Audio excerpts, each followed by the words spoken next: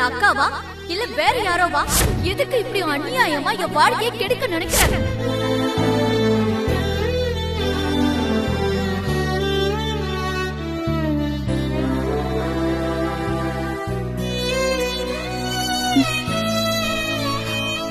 தென்றல்,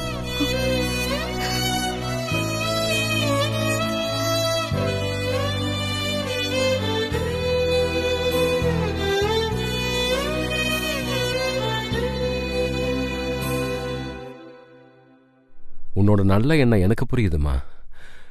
ஆனா நிலாவுக்கும் உன்னோட அம்மாவுக்கும் புரியலையே. உன்னோட மனசு புரிஞ்சுக்காத அவங்க கிட்ட நீ எவ்வளவுதான் போராடினாலும் எந்த பிரயோஜனமும் இருக்காதுமா. இந்த மாதிரி அவமானம் தான் மிஞ்சம். சொல்லி புரிஞ்சுக்காதவங்க பட்டுதான் புரிஞ்சுக்கணும். நிலா தலையில என்ன எழுதிருக்கோ அதுபடி நடக்கட்டும்னு ஆண்டவன் மேல பாரத்தை போட்டுட்டு நீ அமைதியா இரு தென்றல். முடியலப்பா. ஆண்டாள் பாட்டி என்ன பழி வாங்கறதுக்காக நிலாவுக்கு ஆகாஷ கட்டி வைக்க பாக்குறாங்க. அதவங்க என்கிட்ட நேரடியாவே சொன்னாங்கப்பா. என் கண்ணு முன்னாடியே என் தங்கச்சி வாழ்க்கை நாசமா போறத பாத்துட்டு என்னால எப்படிப்பா அமைதியா இருக்க முடியும்? உன்னால மட்டும் இல்ல தென்றல், என்னாலையும் தான் அமைதியா இருக்க முடியல. நிலாவுக்கு நீ கூட பிறந்த அக்கானா நான் அவளை பெத்த அப்பாமா. ஆனா நாம 2 பேர் சொல்றதையும் அவ காதிலே வாங்கிக்க மாட்டேங்கிறாளே. பத்தாததுக்கு உங்க அம்மா வேற மேலும் மேல அவளை உஸ்பேத்தி விட்டுட்டு இருக்கா. இதுக்கு மேல நாம என்னமா பண்ண முடியும்? இல்லப்பா, நிலா எவ்வளவு வேணாலும் பிடிவாதம் பிடிக்கட்டும், என்னை எப்படி வேணாலும் அவமானப்படுத்தட்டும், அத பத்திலாம் எனக்கு கவலை இல்ல. ஆனா அவ ஆகாஷ கல்யாணம் பண்ண கூடாது. நான் பண்ணவும் விட மாட்டேன்.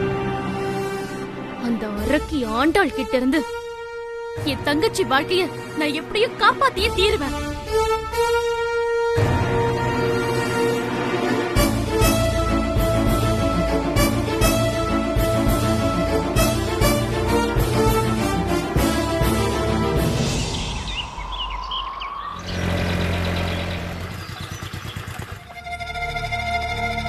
அத்தை, தென்றல், வாமா உட்காரு.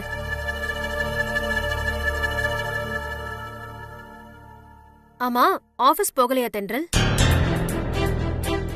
போனும் அத்தை. ஹாஸ்பிட்டலுக்கு போய் சிவானியை பார்த்துட்டு அதுக்கப்புறமா ஆபீஸ்க்கு போகணும். அப்படியா? அப்ப நேரா ஹாஸ்பிட்டலுக்கு போகாம இங்க வந்திருக்க? என்னாச்சு தென்றல்? ஏன் ஒரு மாதிரியா இருக்க? அத்தை, நிலா விஷயமா உங்ககிட்ட கொஞ்சம் பேசணும்.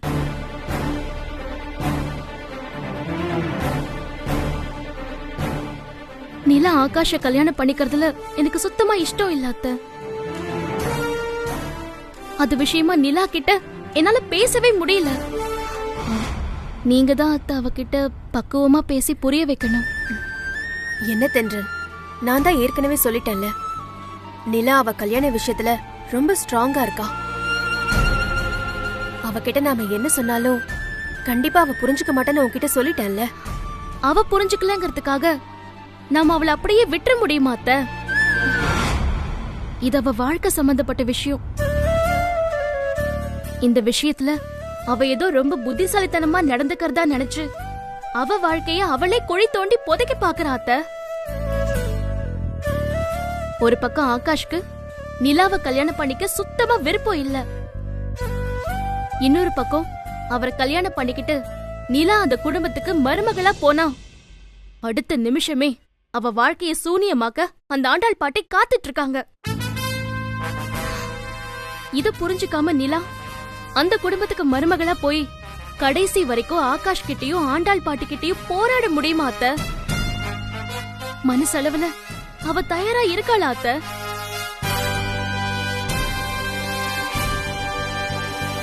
நிச்சயமா இல்ல, அதுதான் உண்மை. அத பத்தி நான் எப்படி சொன்னாலும் நிலா கேட்கவே மாட்டேங்கிறா. ஆகாஷும் நிலா கிட்ட ரொம்ப வெறுப்பால பேசி பார்த்துட்டாரு. ஆனாலும் அவளுக்கு புரிய வைக்க முடியல அத்தை. அதனாலதான் நான் உங்களை தேடி வந்திருக்கேன். நீங்க சொன்னீங்கன்னா நிலா கண்டிப்பா புரிஞ்சுக்குவான்னு எனக்கு தோணுது.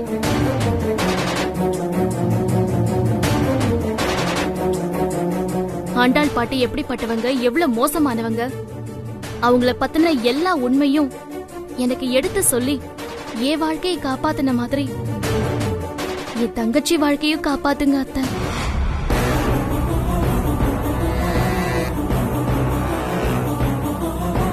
ப்ளீஸ் அத்தை, நிலா கிட்ட பேசிட்டு சொல்லுங்க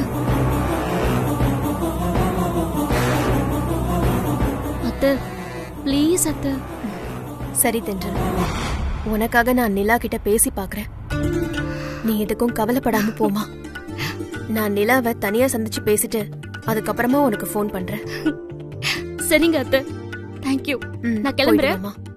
வர அத்தை.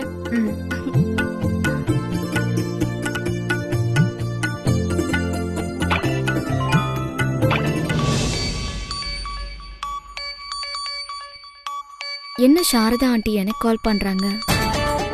அவங்க எதுக்கு நமக்கு கால் பண்றாங்க?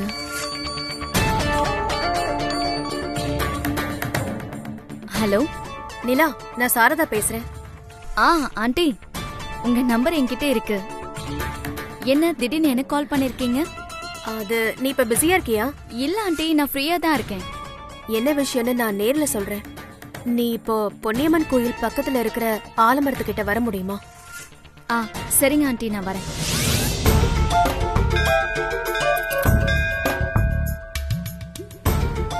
என்ன நிலா, உன் வாழ்க்கைய பத்தி தென்றலுக்கு இருக்கிற பதட்டத்தை நான் உன்கிட்ட தெளிவா சொல்லிட்டேன். நீ அதுக்கு ஏதாவது பதில் சொல்லுவேன்னு பார்த்தா ஒன்னும் சொல்லாம அமைதியா இருக்க. ஆண்டி, நான் என்னமோ எனக்கு வசதியான வாழ்க்கை கிடைக்க போதுங்கிற ஆர்வ கோளாறுல ஆகாஷ தன்னை கல்யாணம் பண்ணிக்க சம்மதிச்சிருக்கேன்னு அக்கா நினைச்சுக்கிட்டு இருக்கான். ஆனா உண்மை அது இல்ல ஆண்டி. ஆண்டாள் பாட்டி வீட்டுக்கு மருமகளா போனா அங்க எனக்கு நல்லது மட்டும் இல்ல, கெட்டது நடக்கும்னு எனக்கு தெரியும். தெரிஞ்சும் எப்படி நீ இந்த கல்யாணத்துக்கு சம்மதிக்கிற? எல்லாத்தையும் என்னால சமாளிக்க முடியுங்கிற நம்பிக்கையில தான். உன்னால எப்படிமா சமாளிக்க முடியும்? எனக்கும் மாதவிக்கும் அந்த வீட்ல ஆண்டாளம்மாங்கிற ஒரே சிக்கல் தான். மத்தபடி ஆகாஷோட அப்பா என்னையும் மாதவியையும் விரும்பிதான் ஏத்துக்கிட்டாரு. அவரால எங்களுக்கு எந்த தொந்தரவும் இல்ல. ஆனாலும் ஆண்டாளுங்கிற ஒரு சிக்கலையே தாக்கு பிடிக்க முடியாம நான் அந்த குடும்பத்தை விட்டே வெளியில வந்துட்டேன். மாதவி அந்த குடும்பத்துக்குள்ளேயே இருந்தாலும் நிம்மதியை இழந்து ஆண்டாளம்மாக்கு அடிமையா தான் இருக்கா. ஆனா உனக்கு அந்த வீட்ல 2 சிக்கல் இருக்கு. ஒரு சிக்கல் என்னன்னா, ஆகாஷுக்கு உன்னை கல்யாணம் பண்ணிக்க சுத்தமா விருப்பமே இல்ல. இன்னொரு சிக்கல், ஆண்டாளம்மா உன்னை அடிமையா வச்சுக்க எந்த எல்லைக்கு வேணாலும் போவாங்க. இந்த 2 சிக்கலுக்கும் நடுவுல மாட்டிக்கிட்டு நீ எப்படி அந்த வீட்ல நிம்மதியா குடும்பம் நடத்துவ? ஆண்டி, நீங்க சொல்ற மாதிரி ஆகாஷத்தான் விருப்பம் இல்லாம தான் என்ன கல்யாணம் பண்ணிக்க போறாரு. ஆனா கல்யாணத்துக்கு அப்புறம் குறைஞ்சது ஒரு 6 மாசத்துக்குள்ள அவரை எப்படி என் வழிக்கு கொண்டு வந்துருவேன். அவர் மனசுல நான் முழுசா இடம் பிடிச்சிருவேன். அது என்னால நிச்சயமா முடியும். அதனால ஆகாஷத்தான் எனக்கு ஒரு சிக்கலே கிடையாது. அப்புறம் அந்த ஆண்டாள் பாட்டிய எந்த நேரத்துல எப்படி டீல் பண்ணணுங்கிற வித்தையெல்லாம் எனக்கு நல்லாவே தெரியும். அதனால நான் அவங்களையும் சமாளிச்சிருவேன். இல்ல நிலா, நீ நினைக்கிற மாதிரி அவங்க சாதாரண மனுஷி இல்ல, ரொம்ப ரொம்ப மோசமானவங்க. இருந்துட்டு போட்டுமே, இன்னும் எத்தனை வருஷத்துக்கு தான் மோசமானவங்களாவே இருப்பாங்க? அவங்களுக்கும் வயசாயிடுச்சுல்ல. அவங்க உடம்புக்கு தான் வயசாயிருக்கு, அவங்க புத்திக்கு இல்ல. அவங்க புத்தி கடைசி வரைக்கும் அப்படியே மூர்க்கமா தான் இருக்கும். அவங்க எவ்வளவு மூர்க்கமானவங்களா இருந்தாலும் அவங்கள நான் சமாளிச்சிருவேன். அதத்தான் எப்படின்னு கேக்குறேன். கண்டிப்பா சொல்லிதான் ஆகணுமா? நீ சொன்னாதான் உன் அக்காவுக்கு உன் வாழ்க்கை மேல இருக்கிற பயம் போகும். அக்காவுக்காக நான் சொல்றேன். நான் ஆகாஷ தன்னை கல்யாணம் பண்ணிக்கிட்டு அந்த வீட்டுக்கு மருமகளா போனதுக்கு அப்புறம் முதல் வேலையா என்னால எவ்வளவு சீக்கிரம் முடியுமோ அவ்வளோ சீக்கிரம் ஆகாஷ தன்னை ஏன் கண்ட்ரோலுக்கு கொண்டு வந்துருவேன். அதுக்கப்புறம் ஆண்டாள் பாட்டி கிட்ட முடிஞ்ச அளவுக்கு அட்ஜஸ்ட் பண்ணிட்டு போவேன். ஆனா நான் சமாளிக்க முடியாத அளவுக்கு அவங்க என்ன ஓவரா டார்ச்சர் பண்ணாங்கன்னு வைங்க, உங்களை மாதிரி உணர்ச்சி வசப்பட்டு அந்த குடும்பத்தை விட்டு நான் மொத்தமா வெளியில வந்துட மாட்டேன். அதே நேரம் மாதவி அத்தை மாதிரி ஆண்டாள் பாட்டிக்கு பயந்துகிட்டு அவங்களுக்கு அடிமையாவும் இருக்க மாட்டேன். முதல்ல ஆண்டாள் பாட்டி கிட்ட டீசென்ட்டா என்ன இந்த மாதிரி எல்லாம் டார்ச்சர் பண்ணாதீங்கன்னு சொல்லி பாப்பேன். கேட்டாங்கன்னா ஓகே, கேக்கலன்னா வைங்க. ஆகாஷ தான் நம்புற மாதிரி பக்காவா டிராமா பண்ணி அவரை அங்கிருந்து பிரிச்சு தனி கொடுத்துன்னு கூட்டிட்டு போயிடுவேன். அடி பாவி. சரி, நீ என்னதான் டிராமா பண்ணாலும் ஆகாஷ் அவன் பாட்டியை விட்டு வர முடியாதுன்னு சொன்னா நீ என்ன பண்ணுவ? பாட்டியை போட்டு தள்ளிட வேண்டியதான்.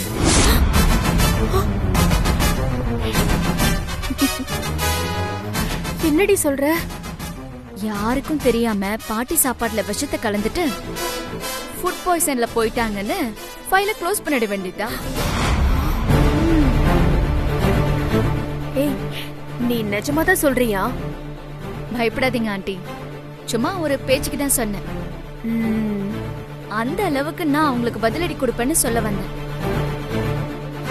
அவங்களுக்கு நான் விஷம்லாம் வைக்க மாட்டேன், ஆனா நான் எப்ப வேணாலும் விஷத்தை வைப்பேன்னு பயத்தை உண்டு பண்ணி அவங்கள சமாளிப்பேன். நிலா, உன்னை நான் என்னமோன்னு நினைச்சேன், ஆனா நீ உண்மையிலேயே பயங்கரமான கில்லாடிதான். இப்ப நானே சொல்றேன், அந்த ஆண்டாளம்மாவோட திமிர அடக்க நீதான் சரியான ஆளு. என்ன? Thank you my love.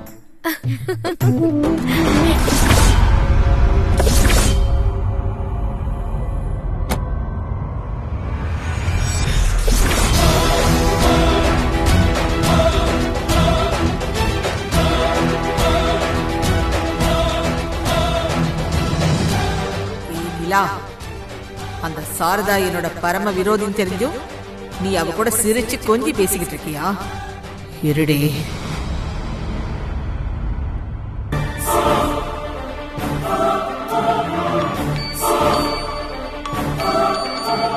ஆண்டி ஒரு நிமிஷம் போன் அட்டென்ட் பண்ணிக்கிறேன். ஆண்டாள் பாட்டி தான் கால் பண்றாங்க, பேசாம இருங்க, நான் அட்டென்ட் பண்ணி பேசுறேன். சொல்லுங்க பாட்டி. நிலா, நீ இப்போ எங்கம்மா இருக்க? நான் ஷாப்பிங் வந்திருக்கேன் பாட்டி.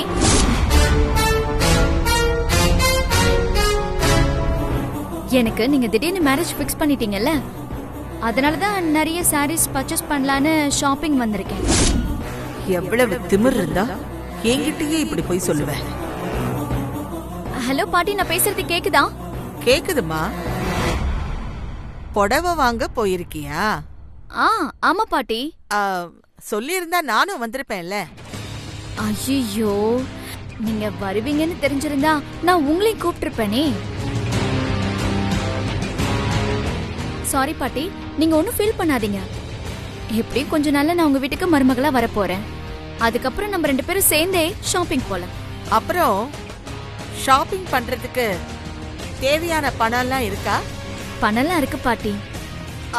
எதுக்கும் நான் வேணும்னா ஒரு 20,000 ரூபாய் பணம் உன் அக்கவுண்ட்ல போட்டு விடட்டுமா? அப்படியா? 20,000மா? ஆமாம்மா. போதுமா, இன்னும் வேணுமா? இல்ல பாட்டி, 20,000 போதும். அத மட்டும் அனுப்புங்க. என் அக்கவுண்ட் நம்பர் உங்களுக்கு தெரியுமா? அதெல்லாம் எதுக்குமா? இப்பெல்லாம் போன் நம்பரை வச்சு பணத்தை அக்கவுண்ட்ல போட்டுடலாமே. சூப்பர் பாட்டி, நீங்க செம்ம ட்ரெண்ட்ல இருக்கீங்க. சரிம்மா, போனை கட் பண்ணு. நான் இப்பவே உன் அக்கவுண்ட்ல பணத்தை போட்டு விட்டுறேன். சரிங்க பாட்டி, பாய்.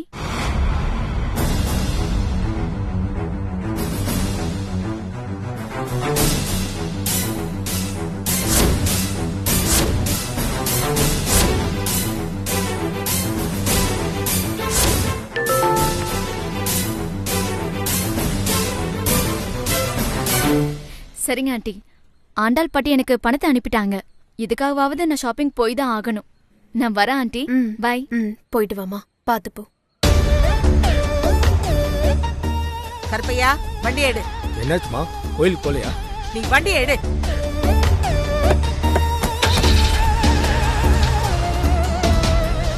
இவன் நடவடிக்கையெல்லாம் பார்த்தா உண்மையிலேயே இவன் நம்ம மாமியாருக்கு விஷம் வச்சிருவா போல இருக்கு. இவகிட்ட மாட்டிக்கிட்டு நம்ம மாமியார் என்ன பாடுபட போறாங்களோ.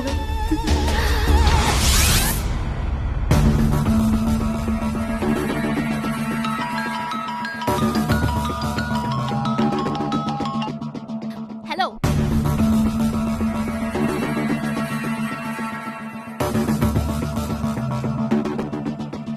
தென்றல், இன்னைக்கும் சித்துவ பார்க்க வந்துட்டியா? வா வா, இன்னைக்கு உன்னை எப்படி வெறுப்பேத்துறேன்னு பாரு.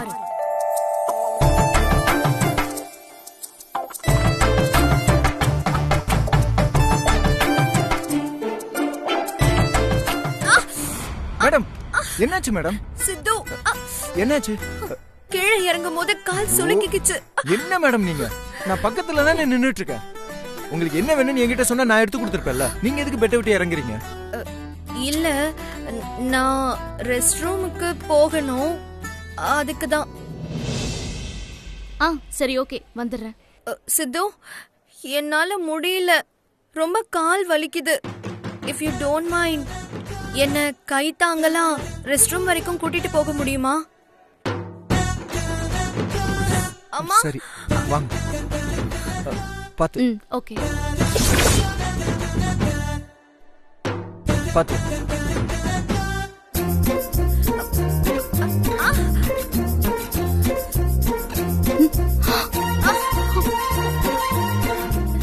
சித்து,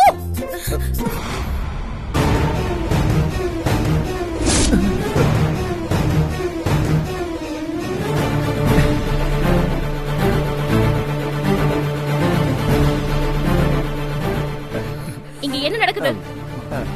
இல்லங்க, மேடம்க்கு நடக்க முடியல, அதான் அப்படியே கூட்டிட்டு போறேன்.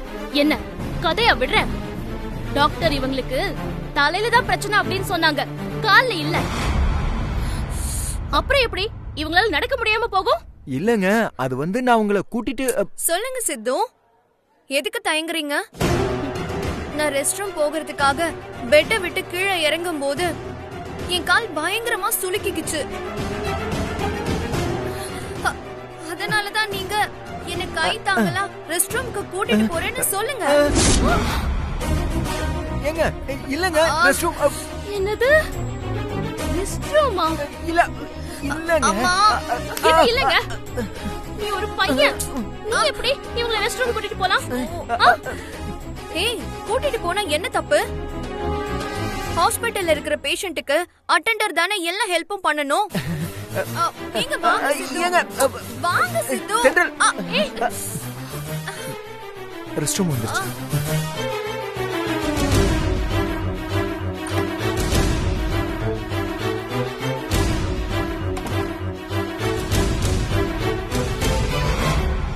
சித்து, இந்த ஹாஸ்பிடல்ல நீங்க ரெண்டு பேரும் இன்னும் என்னென்ன கும்மாளம் போடுவீங்களோ ஏங்க, தெரியல. இல்லங்க, உண்மையிலேயே உங்களுக்கு கால் சுளுக்கிதான் இருக்கு. நீ ஒரு விளக்கமும் சொல்ல வேணாம். ச்சே, வேலை மெனக்கிட்டு உன்னை போய் பார்க்க வந்தேன் பாரு, என்ன சொல்லணும்? ஏங்க, இல்ல சொல்றத கேளு. இது பாரு, இன்னொரு தடவை இப்படி நடந்தது அப்புறம் நான் மனுஷியாவே இருக்க மாட்டேன். ஏங்க, தென்றல், ஏய், நில்லுங்க. விடு. ஏங்க, ச்சே.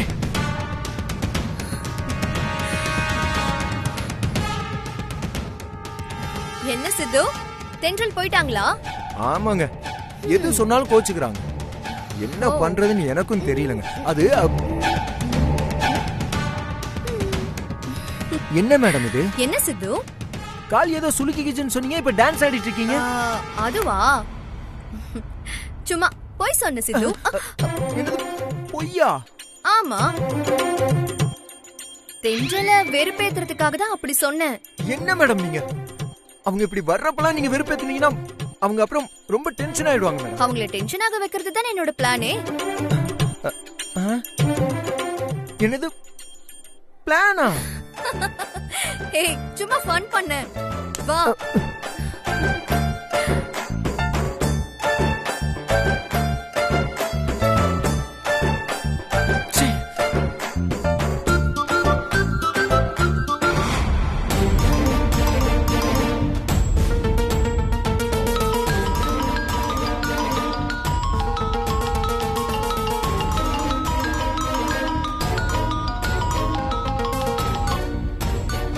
ஹலோ அத்தை. என்ன தென்றல், ஏன் உன் குரல் இவ்ளோ டல்லா இருக்கு? ஒன்னும் இல்ல அத்தை. என்னாச்சு தென்றல்? ஏதாவது பிரச்சனையா? எனக்கு வேற யாரால பிரச்சனை வரப்போகுது? எல்லாம் அந்த சிவானியால தான். சிவானியாலையா? அவ என்ன உன்ன பண்ணா? அவளே பாவம் உடம்பு சரியில்லாம ஹாஸ்பிட்டல்ல இருக்கா. ஐயோ அத்தை, அவளுக்கெல்லாம் பாவம் பார்க்காதீங்க. அவ உடம்பு சரியில்லைன்னு சும்மா நடிக்கிறா. இன்னைக்கு கூட ஹாஸ்பிட்டல்ல அவ என்ன எப்படி எல்லாம் வெறுப்பேத்துனா தெரியுமா? வெறுப்பேத்தினாளா? ஆமா அத்தை. இன்னைக்கு நான் அவள ஹாஸ்பிட்டலுக்கு போய் பார்க்க போனப்போ அங்க என்ன நடந்துச்சு தெரியுமா?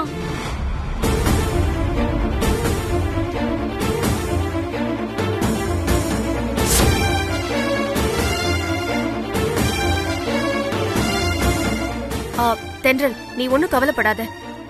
அவ ஹாஸ்பிட்டல்ல இருந்து டிஸ்சார்ஜ் ஆகி வரட்டும். அதுக்கப்புறம் சித்துவ நான் அவ கூட பழகவே விட மாட்டேன்.